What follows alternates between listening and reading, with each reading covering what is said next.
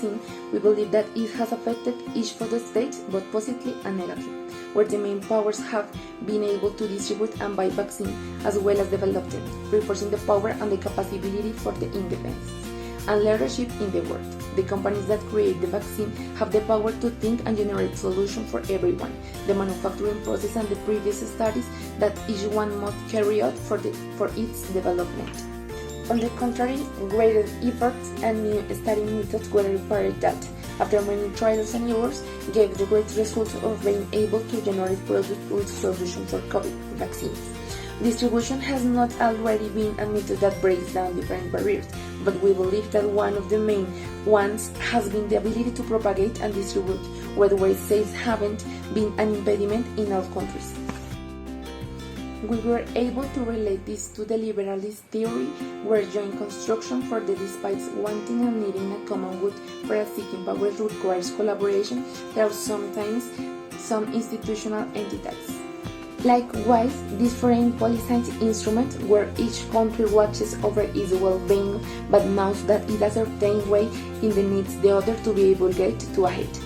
Whereas the believer that undeveloping countries such as some Latin American countries meet great powers such as United States, Russia, China to obtain, create and apply vaccine if necessary for the common good to survive. But there is a preference for some vaccine in a countries or distributor where they believe that the development capacities are not the necessary in some countries and in others, where their capacities for studies,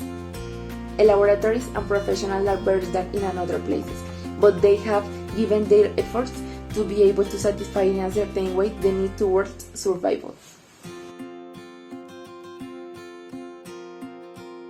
President-elect Joe Biden inherits a landscape full of challenge as it will toward the United States in countries hostile to President Donald Trump's mantra, America First. Biden could also struggle to deal with governments awaiting Trump's re-election, particularly Israel and Saudi Arabia, which share the president's deep antipathy toward Iran. But Biden's passed as head of the Senate Foreign Relations Committee and as vice president of the Obama administration has given him a familiarity. According to the challenge of U.S.-China relations, nothing is more urgent in the eyes of many experts than reversing the downward trajectory of relations with China, the economic superpower and geopolitical rival that Trump has engaged in what many call a new Cold War. Disputes over trade, the South China Sea, Hong Kong, Taiwan, and technology have metastasized during Trump's tenure, according to his critics, compounded by the president's racist claims that China has infected the world with the coronavirus and must be held accountable. Biden has not necessarily helped himself with his own negative portrayal of China and its authoritarian leader, President Xi Jinping, during the 2000 elections that he would be lenient with China, has recently called Xi a bully. Regarding the Middle East, based on change in Israel, Saudi Arabia and Iran, Biden has vowed to reverse what they call the dangerous failure of Trump's Iran policy, which repudiated the 2015 nuclear deal and replaced it with tightening sanctions that have caused deep economic damage to Iran and left the United States largely isolated in this issue. Biden-Iran policy could alienate Israeli Prime Minister Benjamin Netanyahu, who took advantage of Trump's confrontational approach to help strengthen Israel's relations with Gulf Arab countries,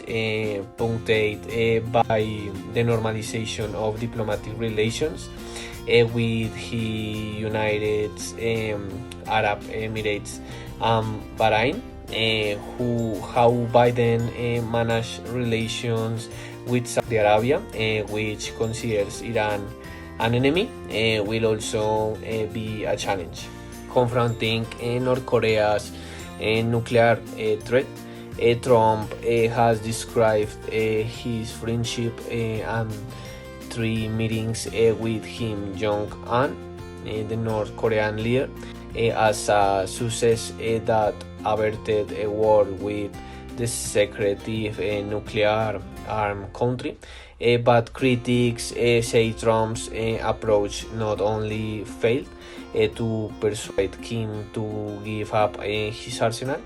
of nuclear weapons and missiles, but bought him time to strengthen them. Last month, North Korea unveiled what appeared to be the largest intercontinental ballistic missile in its history. Biden has said he would push for denuclearization and support South Korea, but has not specified how we would treat North Korea's belligerence. As for the relationship, it is present relationship with constructivism, or what Biden says he does not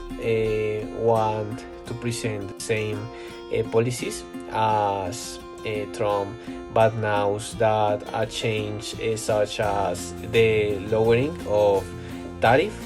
is necessary to generate greater benefits and allow other countries that do not have an economic capacity as the United States of have some benefits in relations to self-regulation to reach a common good.